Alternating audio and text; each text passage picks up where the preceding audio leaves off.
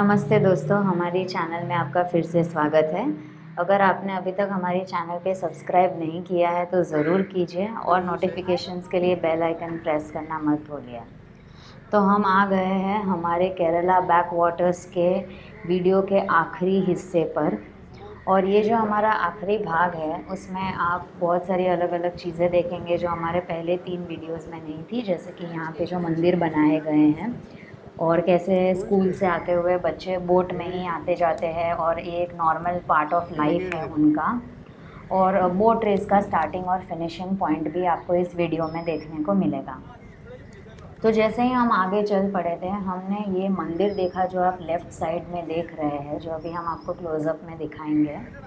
तो यहाँ पे हमने सोचा कि मंदिर बहुत सारे चर्चेज़ हमने देखे लेकिन मंदिर कहीं नहीं देखा था। और जैसे ही हम बैक वाटर्स के इस हिस्से में पहुँचे तब हमने देखा कि एक बहुत ही प्यारा सा जो साउथ इंडियन टेम्पल एक टिपिकल होता है वैसा ये मंदिर बनाया गया था माँ भगवती का। आप देख सकते हैं क्लियरली कि कैसे बीच में एक गोल्डन स्तंभ है, जो सोने का स्तंभ एक साउथ इंडियन टेम्पल की एक पहचान होता है। और पीछे ही माँ की जो मूर्ति है वो रखी गई है। तो ये देख के हम काफ़ी खुश हो गए थे और हमें काफ़ी ये आश्चर्य भी हुआ था कि उन्होंने कितनी प्यार से और उस जगह को अच्छे से यूटिलाइज़ करके ये मंदिर बनाया था। और जैसे ही हम आगे बढ़ते गए हमने अलग अलग तरह के लोगों को देखा इस राइड को एंजॉय करते हुए, जो अपनी अपनी हाउस बोट में लोग एंजॉय कर रहे थे। जैसे कि ये जो हाउस बोट गई वहाँ पे कुछ ग्रुप था, वो अपने हिसाब से ये अच्छे से चिल्ला कर मज़े कर एंजॉय कर रहे थे। ये जो हाउस बोट है उसमें सिर्फ़ और सिर्फ फॉरेनर्स थे और उन्होंने अपनी तरह से पूरा हायर किया था बोट को, उस हिसाब से वो लोग उसे एंजॉय करके आगे बढ़ रहे थे। तो जब हम इस बैक वाटर्स में होते हैं और राइड को एंजॉय कर रहे होते हैं तो अपने आप ही हम एक दूसरे के सामने देखते स्माइल करते हैं और हमें ये पता होता है ठीक है चलो हम सब एक ही नाव में सवार है, चाहे एक्चुअली में एक नाव नहीं है। जैसे कि ये देखिए फॉरेनर्स ने उन्होंने हमें हाई भी किया, बिकॉज़ ऐसा कुछ नहीं होता है उनको भी कि ठीक है हम इनका ये हमारे देश के नहीं हैं या फिर हम कहीं और के हैं तो हम इनसे बात नहीं कर सकते। सब लोग काफ़ी फ्रेंडली होते हैं और काफ़ी मज़ा आता है जब हम एक ऐसी ट्रिप पे जाते हैं, एक ऐसी जगह पे जहाँ पे हम सब टूरिस्ट हैं। और हमने काफ़ी अलग अलग टाइप की बोट्स भी देखी जो हम आपको आगे भी दिखाएंगे। और इस टाइम पे जैसे ही बारिश रुकी थी हमने ये सफ़र शुरू किया था। तो पानी का बहाव कुछ कुछ जगह पर काफ़ी ज़्यादा था और कुछ कुछ जगह पर काफ़ी कम था। और आप देख सकते हैं पूरा घिरा हुआ है बादलों से, ये पूरा एनवायरनमेंट भी ऐसा लग रहा है जैसे अब भी बारिश आएगी।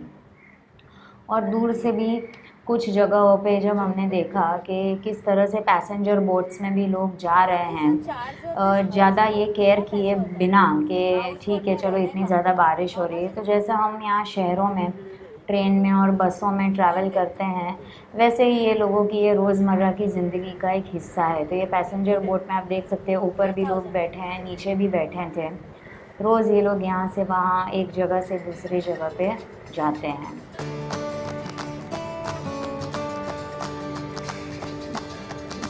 सामने वाला ये जो लैंडस्केप है वो तो ऐसा ही लगता है जैसे हम इसका एक अच्छा सा पेंटिंग बना सकते हैं।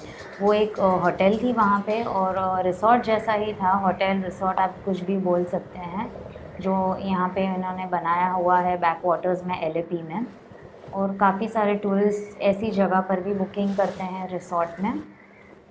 हमने एक होम स्टे में बुकिंग किया था। होम स्टेज़ भी वहाँ पे काफ़ी है और ऐसे पानी के पास ही बहुत सारे रिसॉर्ट्स और होटल्स हैं।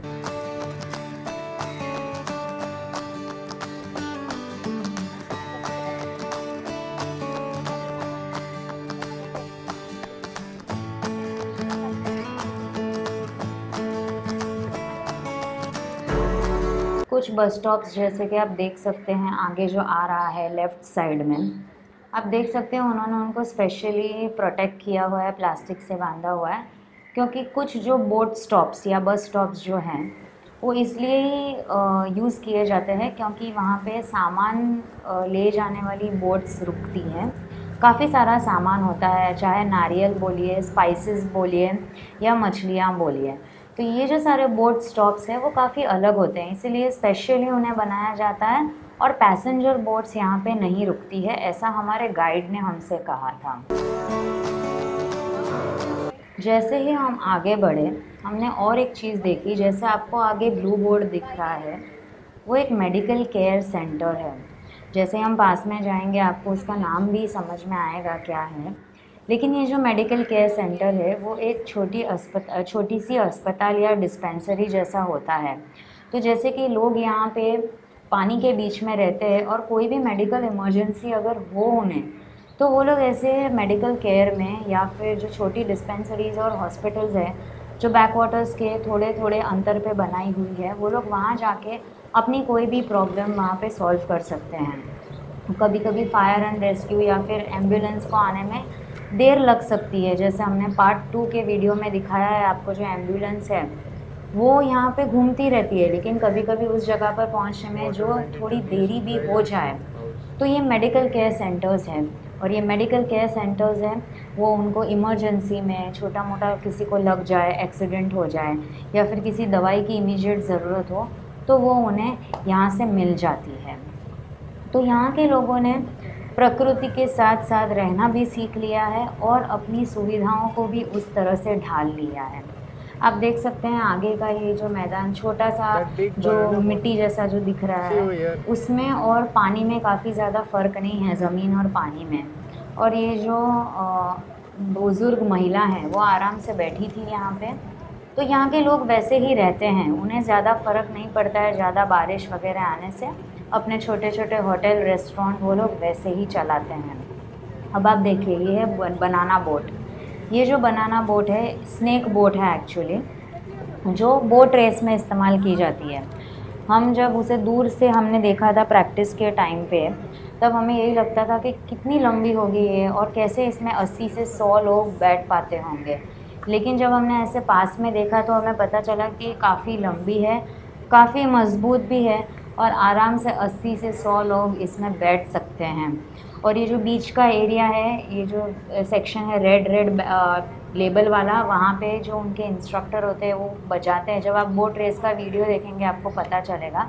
उन्हें मोटिवेट करने के लिए जो उनके इंस्ट्रक्टर होते हैं वो वहाँ पे बैठते हैं। तो जब हमने बोट रेस की इस बोट को बहुत ही पास से देखा था, हमें पता चला कि ये एक परफेक्ट इंजीनियरिंग मार्वल है। इसे बहुत ही अच्छे तरीके से बनाया गया है और इसीलिए बोट रेस में ये एक परफेक्ट कंपेनियन है, यही टाइप की जो बोट है वो।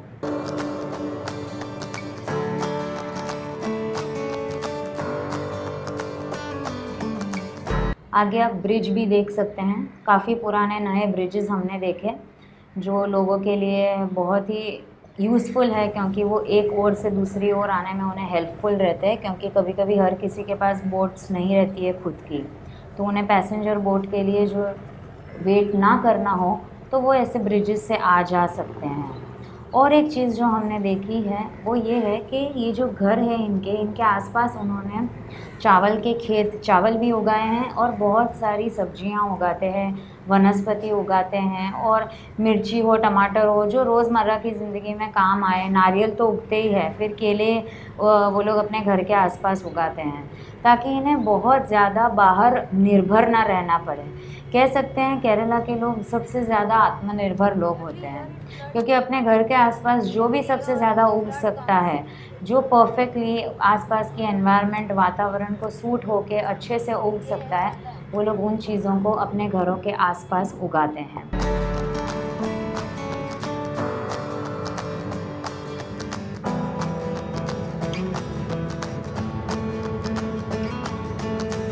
सामने जो ये नीले रंग का आपको दिख रहा है वो एक चर्च है, काफ़ी पुराना चर्च है, ऐसा हमारे गाइड ने हमसे कहा था। तो ऐसा हमारे सफ़र में काफ़ी सारे चर्चेज़, मंदिर और मस्जिद तो नहीं आए, लेकिन चर्चेज़ बहुत सारा है। केरला के लोग कुछ क्रिश्चियंस है, कुछ मुस्लिम्स है, काफ़ी सारे हिंदू भी है। तो अलग अलग फेथ को, अलग अलग रिलीजन को मानने वाले लोग यहाँ पे रहते हैं। सेम चीज़ है बैक वाटर्स में। फिर हम इस हिस्से में भी गए थे जहाँ पे बहुत ज़्यादा बारिश की वजह से बांध टूट गया था, बैक वाटर्स और चावल के खेत के बीच का। तो किसान यहाँ क्रेन की मदद से पत्थर लगाने में जुटे हुए हैं ताकि वापस से वो लोग अपने खेत की सिंचाई और बुआई जो की हुई है उन्हें चावल की, वो उसे सेव कर सके और ज़्यादा और नुकसान ना हो।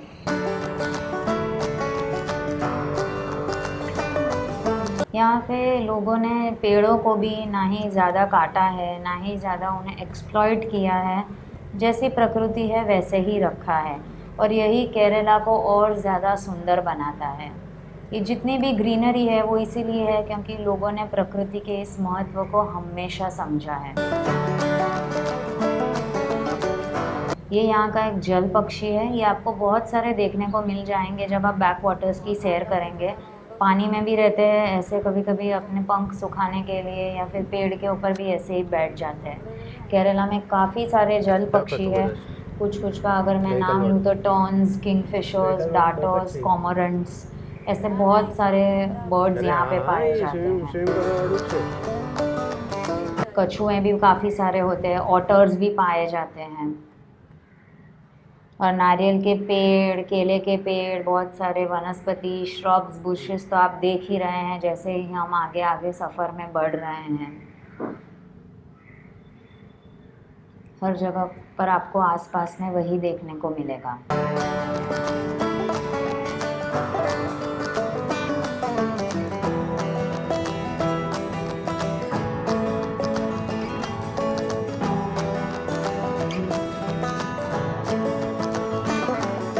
और क्योंकि हमने केले के पेड़ का ज़्यादा क्लोज़अप में कोई भी एक पिक्चर या वीडियो नहीं लिया था, तो आपके लिए हमने ये भी लिया है। ये केले का पेड़ इन्होंने अपने घर के बाहर लगाया हुआ है। काफ़ी सुंदर दिख रहा था और हमें तो मन किया कि हम जाके एक दो तोड़ लाएं और हमें तो इनफैक्ट यही मन किया यहाँ देख के कि हम भी एक यहाँ पे अपना एक घर बना लें और यहीं पे बस जाएं, क्योंकि ये जगह काफ़ी सुंदर है। It is truly mesmerising. और सिर्फ यही हिस्सा नहीं, केरला पूरा का पूरा उतना ही खूबसूरत है।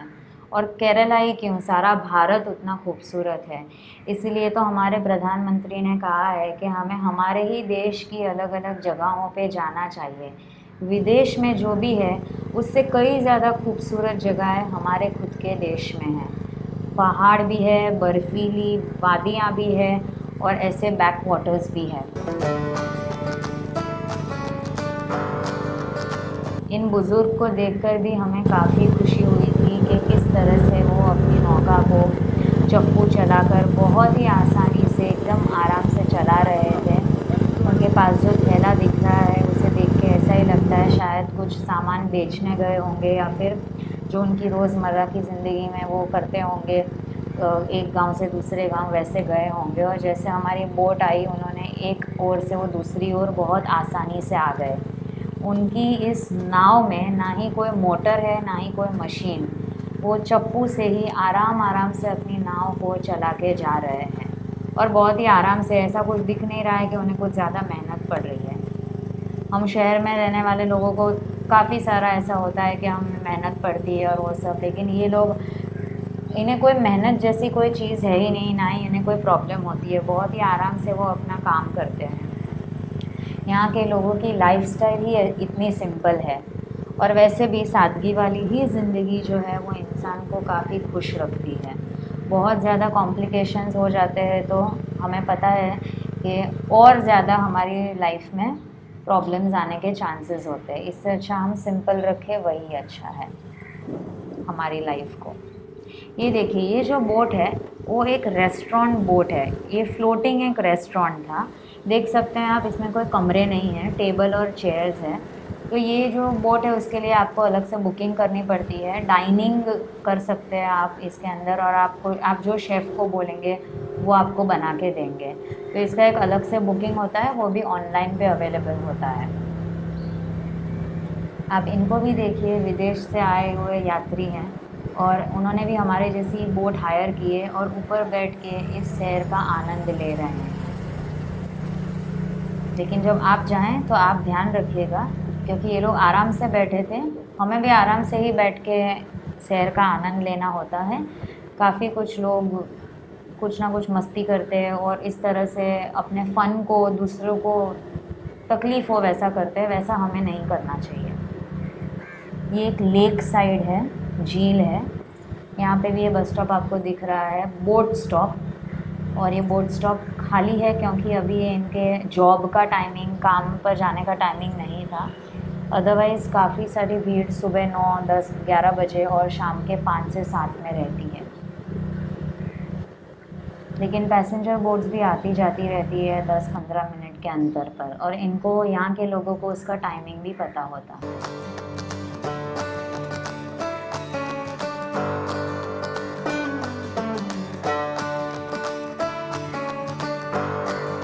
अब ये सामने नया ब्रिज आया, तो यहाँ की गवर्नमेंट ने पुराने ब्रिजेस तो रखे ही हैं, लेकिन जो ब्रिजेस काफ़ी पुराने हो जाते हैं और ऐसी हालत में हो जाते हैं कि अब वो टिक नहीं पाएंगे, तो उन्होंने नए ब्रिजेस भी बनाए हुए हैं। ये बोट में भी इन्होंने कांच के दरवाजे, खिड़कियाँ रखे हैं ताकि जो मेहमान है वो आराम से बाहर का नज़ारा देख सके, और बारिश आए या कुछ भी हो वो आराम से सेफली बोट के अंदर रह के उसका आनंद ले सकते हैं। और ये सारी बोट्स की बुकिंग ज़्यादातर बोट रेस के टाइम पे भी होती है, ताकि ये बोट्स जो है हम आगे आपको दिखाएंगे, एक ऐसी जगह पर जाके रुक जाती है जहाँ पे आप बोट रेस को बहुत ही अच्छे से देख सकते हैं।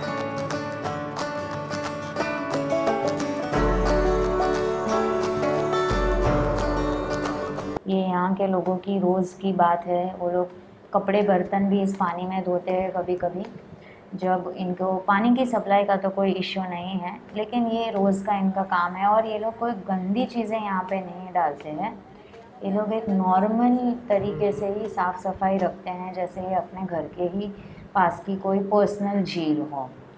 ये सारी बोट्स भी, यहाँ के मालिक भी यहाँ इस विलेज में, इस गांव में रहते होंगे, या फिर जो इसको चलाने वाले होते हैं वो इस गांव में रहते होंगे, इसलिए ये सारी हाउस बोट्स यहाँ पे पार्क्ड है।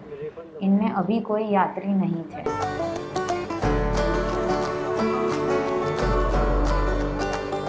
और जैसे ही हम आगे बढ़े वैसे ही थोड़े टाइम में वापस से ज़ोर की बारिश शुरू हो गई, और इस बारिश का तो आप पूछिए ही मत, ऐसा एक एक्सपीरियंस था। ये जो एक एक्सपीरियंस है आपको करना ही चाहिए कि आप बोट में बैठे हैं या फिर हाउस बोट में, लेकिन आप पानी के बीच में ही हैं और इतनी सारी बारिश आ रही है।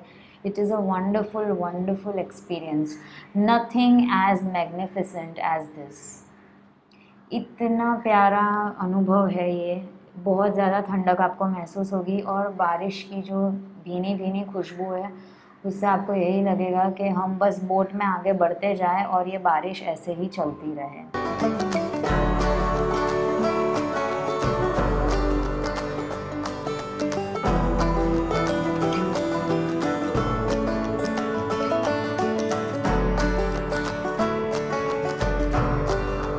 तो हम जैसे ही आगे आगे बढ़ते चले गए, वैसे ही हमने काफ़ी सारी चीज़ें देखी जो यहाँ के लाइफस्टाइल में हमने देखी कि किस तरह से लोगों का मॉडिफिकेशंस है। जैसे ये लोग भी अपने पर्सनल बोट्स में आते जाते रहते हैं, वैसे ही हमने देखा कि कैसे गांव में लोगों ने अपने घरों को भी कैसे मॉडिफाई किया हुआ है कि कैसे वो मैच कर सके जब ज़्यादा पानी भी आए तो भी। देखिए यहाँ पे हाइट पे बना हुआ है, इनके जो रूफ़ है, जो छपरे हैं वो भी वैसे बने हुए हैं कि ज़्यादा बारिश आने पर भी पानी वहाँ पे ज़्यादा टिके नहीं।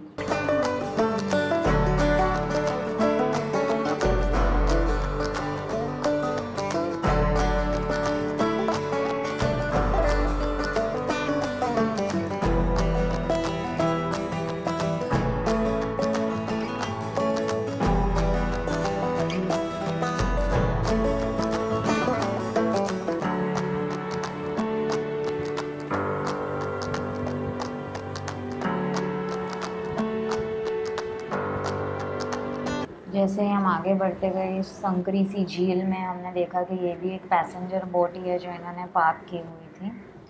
और ये सारी जो चीज़ें हैं, हमने जब हमारे गाइड से पूछा तो उन्होंने यही कहा, देखिए आप बस स्टॉप पे आराम से लोग चढ़ भी रहे हैं ये पैसेंजर बोट के ऊपर इस बोट स्टॉप से, और इस ये पैसेंजर बोट हमने जो पहले दिखाई थी उससे अलग है। तो अलग अलग टाइप की, जैसे हमारे गाइड ने हमसे कहा, अलग अलग टाइप की पैसेंजर बोट्स हैं। और जैसे हमने पहले भी आपको कहा था, हर एक बोट स्टॉप पे हर एक बोट नहीं ठहरती है, अलग अलग यूजेस के लिए और अलग अलग पैसेंजर्स के लिए बोट होती हैं। और ये देखिए अपने बच्चे को स्कूल से आई होगी और उनको लेके जा रहे हैं। कैसे इन्होंने एक लकड़ा वहाँ पे रखा है ताकि हर कोई यहाँ पे ना जाए, इसीलिए उन्होंने एक बाउंड्री जैसा रखा है। ये भी जो है वो अपने बच्चों को स्कूल से लेकर आ रहे हैं। स्कूल का छूटने का ये टाइम था, करीबन 12:30-1 हुए थे। तो ये देख के हमें काफ़ी मज़ा आया कि कैसे हम जैसे बसेस में ट्रैवल करते हैं, ये लोग बोट्स में ट्रैवल करते हैं। हमारे पास बाइक होती है, बसेस होती है, ट्रेन होती है, इनके पास सिर्फ बोट है। सामने वाले भी बोट में पूरे की पूरी बोट सिर्फ स्कूल के बच्चों से ही भरी हुई थी।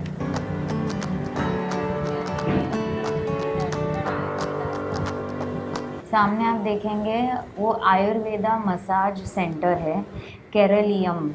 ये जब भी टूरिस्ट आते हैं और अगर आप अपने गाइड को कहेंगे या फिर आपके जहाँ पे आपने बोट हायर की है, वो आपको 1 घंटे के लिए वहाँ पे ठहराएंगे और आप अगर जो भी पैकेज लेना चाहे मसाज के लिए आप ले सकते हैं।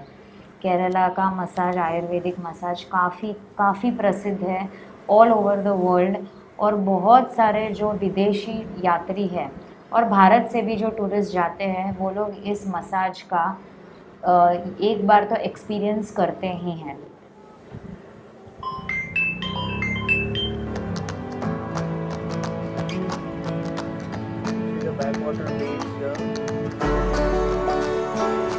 ये देखिए दूर से हमें ये लगा था कि एक्चुअली में ये शायद ये समंदर आ गया, अरब सागर आ गया, और हम खुश हो गए कि अरे वाह, हमने यहाँ से समंदर देख लिया। लेकिन फिर हमें पता चला कि ये इतनी बड़ी झील है, ये बहुत बड़ा लेक है वहाँ का, जिसका नाम हमें एग्जैक्टली नहीं समझ में आया, क्योंकि जो हमारा गाइड था उसको भी ज़्यादा हिंदी और इंग्लिश नहीं समझ में आती थी। तो जो भी उसने कहा उतना हमें ज़्यादा नहीं समझ में आया, पर वो एक बड़ी सी लेक थी। अब वहाँ आप देख सकते हैं ये है बोट रेस का स्टार्टिंग पॉइंट, यहीं से शुरू होती है बोट रेस।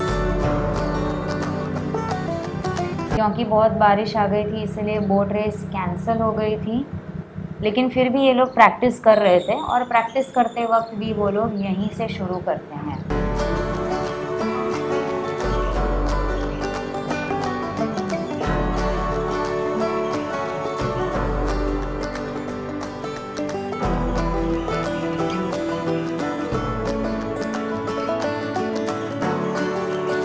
काफ़ी सारे अलग अलग बैम्बूज भी हमें देखने को मिले जब हम इस सफ़र में थे। आपने हमारे पिछले वीडियोस में भी देखा होगा। बैम्बू से ये लोग अपने घरों को बनाते हैं, टोकरियाँ बनाते हैं, बहुत सारी चीज़ें ये लोग बनाते हैं। यहाँ पे इनफैक्ट कॉयर जो रस्सी होती है उसकी भी काफ़ी बड़ी इंडस्ट्री है। हेम्प एंड फ्लैक्स करके जो 2 पेड़ है उनका यूज़ काफ़ी होता है यहाँ। ये देखिए, ये इतनी सी छोटी सी बोट में 15 से 20 लोगों को ये भर के लेके जा रहे हैं और इन्हें कोई डर नहीं है। जब हमने दूर से देखा हमें लगा ये बोट डूब ना जाए, लेकिन ये सारी जो बोट्स है काफ़ी स्ट्रॉन्ग होती है, बहुत अच्छे से बनाई हुई होती है और ये इनका रोज़ का काम है। जो बोट चलाने वाले हैं नाविक, उनको ये फुल एक्सपीरियंस होता है और कभी भी ऐसा कोई मौका नहीं आया है, हमने कभी सुना नहीं है कि इतनी सारी ये बोट डूब गई हो। फ्लड के टाइम पे बाढ़ आती है तब डेफिनेटली ये सारी सर्विसेज बंद होती है, तब तो स्कूल्स भी बंद होती है और लोग भी नहीं निकलते हैं, तो ऐसी कोई घटना बनने का कोई सवाल ही नहीं है। लेकिन ये बहुत ज़्यादा एक्सपीरियंस होते हैं, इनफैक्ट बहुत ज़्यादा पानी का बहाव हो फिर भी बहुत अच्छे से ये लोग इन नावों को पार लगा सकते हैं एक जगह से दूसरी जगह पर। हम स्टार्टिंग पॉइंट के काफ़ी पास आ चुके हैं। आप देख सकते हैं ये जो ऑरेंज झंडे लगे हुए हैं, ये जो ऑरेंज झंडे हैं ये स्टार्टिंग पॉइंट को दर्शाते हैं और यहीं पे सारी जो स्नेक बोट्स है वो लगती हैं। अपने अपने टीम के नाम भी यहाँ पे लगाए जाते हैं। आप देखेंगे इन्होंने कितना परफेक्टली बैम्बूज से हर एक बाउंड्री बनाई हुई है, ताकि जब आप जो स्नेक बोट्स यहाँ पे लगती है हर एक टीम को पता चले कि ये हमारी पोजीशन है, यहीं से हमें शुरू करना है। और जैसे ही बेल बजाई जाती है, सीटी बजाई जाती है, वैसे ही ये लोग अपनी रेस को शुरू करते हैं। ये काफ़ी इंटरेस्टिंग होता है देखना, और हमने इसे इतने पास से देखा, हम काफ़ी एक्साइटेड थे कि कैसा लगता होगा, और हमने भी वही सोचा। जैसे ही हम यहाँ से निकले, हमने भी वही सोचा कि कितना टाइम लगेगा अब हमें फिनिशिंग पॉइंट पहुँचने में। जब आप बोट रेस का वीडियो देखेंगे आपको पता चलेगा वो लोग कितनी स्पीड में, कितनी मेहनत करके बहुत अच्छे से पहुँच जाते हैं फिनिशिंग पॉइंट पे। हम तो काफ़ी स्लोली सैर कर रहे थे, इसलिए जा रहे थे, लेकिन दूर आपको ये जो पेड़ दिख रहे हैं उसी से पता चलता है कि वहाँ पे फिनिशिंग पॉइंट है, और कितना कितना स्पीड में जाना पड़ता होगा वहाँ पे पहुँचने के लिए।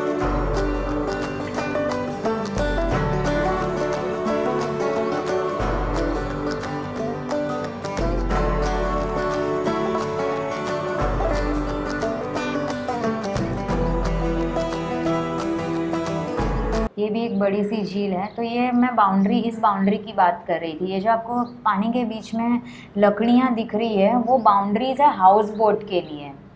बोट रेस के इस टाइम पे सबसे ज़्यादा विदेशी और भारतीय यात्री जब यहाँ पे आते हैं, सबसे ज़्यादा बुकिंग्स वो लोग हाउस बोट्स की करते हैं, इसलिए क्योंकि वो लोग इस बाउंड्री पे खड़े रह के बोट रेस को बहुत अच्छे से देख सकें। एक आगे पॉइंट आएगा, वहाँ से आप बोट रेस के सारे टीम्स को बहुत ही अच्छे से आते हुए देख सकते हैं, अच्छे से फ़ोटो निकाल सकते हैं, वीडियो निकाल सकते हैं। इस वक्त इन हाउस बोट्स के चार्जेस भी काफ़ी ज़्यादा होते हैं, नॉर्मल चार्जेस नहीं होते हैं, क्योंकि ऑब्वियस है कि वो लोग आपको बोट रेस दिखाएंगे और वो लोग आपको एक क्लोज़अप पिक देंगे और वीडियो देंगे, तो फिर वो आपको ज़्यादा ही चार्ज करेंगे उसके लिए। ये भी एक काफ़ी पुराना ब्रिज है, लेकिन काफ़ी स्ट्रॉन्ग रहते हैं, काफ़ी मजबूत तरीके से बनाए हुए हैं इन सारे ब्रिजेस को।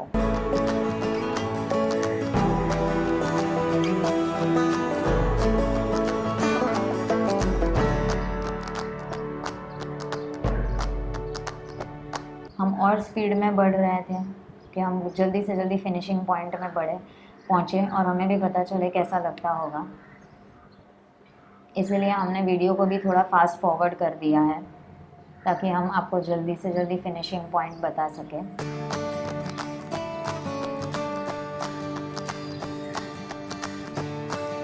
और उसी बीच हमने इस स्टोरेज हाउस को देखा। ये शायद एक स्टोरेज हाउस था या फिर एक छोटी इंडस्ट्री, लेकिन मेरे ख्याल से ये हमारे गाइड को भी नहीं पता था, लेकिन ये मेरे ख्याल से शायद फ़िशिंग स्टोरेज या स्पाइसेस स्टोरेज के लिए बनाए हुए बिल्डिंग्स है छोटे छोटे। ये किसी के रहने की जगह तो डेफिनेटली नहीं है, या फिर ये एक होटल या रिसोर्ट हो सकता है जो बन रहा था लेकिन अभी उसके लिए कोई काम नहीं हो रहा था। लेकिन मोस्टली मुझे लगता है ये शायद एक स्टोरेज फैसिलिटी ही होगी, क्योंकि इतनी पास में होटल शायद इनको अलाउड नहीं है, गवर्नमेंट इन्हें अलाउ नहीं करती है। आई एम नॉट श्योर, मैं नहीं कह सकती ये एग्जैक्टली क्या था, क्योंकि हमारे गाइड को भी नहीं पता था, लेकिन उन्होंने कहा शायद ये फिशेस के स्टोरेज के लिए होगी।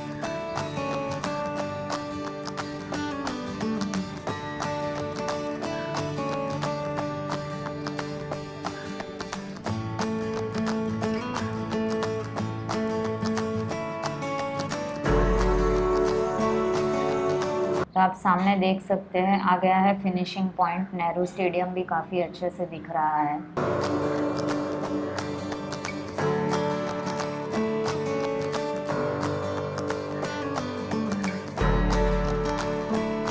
ये पूरा लैंडस्केप देख के यही लगा कि हमने जो ट्रेन से देखा था वो अब हमें पास से देखने को मिल रहा है, and it was truly amazing.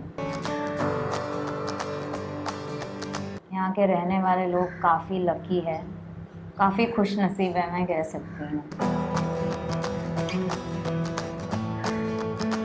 और उन्होंने उतना ध्यान भी रखा हुआ है यहाँ के आसपास की प्रकृति का और ग्रीनरी का, कोई छेड़खानी ज़्यादा नहीं की है। Advancement, scientific advancement, technological advancement के साथ साथ भी उन्होंने इस चीज़ को बनाए रखा है कि प्रकृति कितनी इम्पॉर्टेंट है हमारी ज़िंदगी में।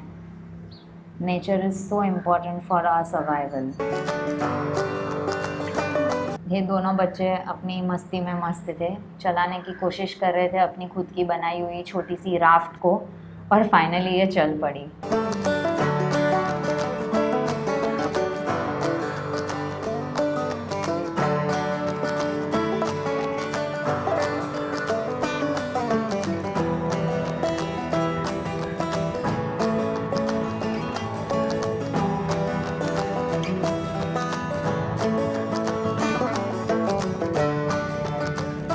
अब आप स्टेडियम भी देख सकते हैं। ये जो आपको रूफ दिखाई दे रहा है वो स्टेडियम है, बैठने का स्टेडियम। और देखिए, मैं इस बाउंड्री की बात कर रही थी। यहाँ पे हाउस बोट ज़्यादा चार्जेस लेती हैं खड़े रहने के लिए, जब बोट रेस चल रही होती है तब। और यहाँ से आपको जो वीडियो फ़ोटोज़, या फिर आपको वीडियो फ़ोटो नहीं निकालना है और ऐसे ही बोट रेस को, वल्लम गली को इन्जॉय करना है, you can actually enjoy it. यहाँ पे आप हाउस बोट वालों को कह सकते हैं कि हमको यहीं पे रुकना है। जैसे कि ये हाउस बोट ठहरी हुई है, आप देख सकते हैं। तो यहाँ पे विदेशी यात्री थे और इन्होंने हाउस बोट को यहाँ पे इसलिए ठहराया था क्योंकि जैसे रोज़ प्रैक्टिस होती थी, उन्हें लगा आज भी होगी, या फिर हो चुकी थी। नहीं, हम जब पहुँचे थे तब हो चुकी थी। आपको अभी ये टीम भी हम एक दिखाएंगे जो हाउस बोट रेस में हिस्सा लेती है। वहाँ की एक फेमस टीम है। तो उन्होंने शायद प्रैक्टिस कर ली थी और हम थोड़े लेट पहुँचे थे, लेकिन हमने ऑलरेडी अगले दिन अच्छे से प्रैक्टिस देख ली थी बोट रेस की। इसलिए ये हाउस बोट भी यहाँ अंदर तक आने के लिए अलाउड है, क्योंकि उस टाइम पे बोट रेस कैंसिल हो चुकी थी, जैसे कि मैंने आपको पहले बताया, क्योंकि काफ़ी बाढ़ आ गई थी और सारे डैम्स को धीरे धीरे वो लोग खोल रहे थे पहाड़ों से।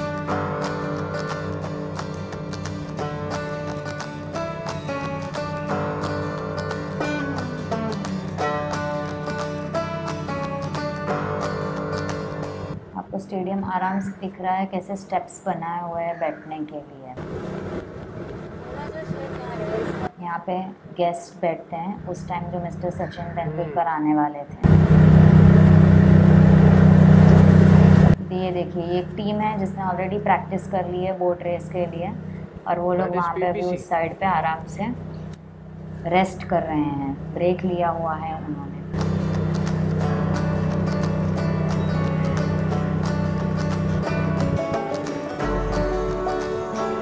जब बोट रेस होती है तभी स्टेडियम में खड़े रहने की भी जगह नहीं होती है। ये इतना भरा हुआ होता है कि आपको बैठने की, खड़े रहने के लिए भी थोड़ी बहुत स्पेस चाहिए होती है। काफ़ी भीड़ होती है जब बोट रेस होती है तब। एकदम खचाखच भरा होता है ये स्टेडियम, और ये फिनिशिंग पॉइंट है। यहीं पे आके बोट रेस ख़त्म हो जाती है इस पॉइंट पे, और सामने गेस्ट बैठे होते हैं। यहीं पे विनिंग टीम को ट्रॉफी दी जाती है। अगर बोट रेस हुई होती तो हमें भी मिस्टर सचिन तेंदुलकर को देखने मिलता, और हमें भी इस बोट रेस को देखने मिलता। हमने ऑलरेडी टिकट्स बाय कर ली थी, लेकिन क्योंकि कैंसिल हुआ, उन्होंने हमें रिफ़ंड दे दिया। तो दोस्तों, हमारा वीडियो यहीं पे समाप्त होता है। नमस्ते, धन्यवाद।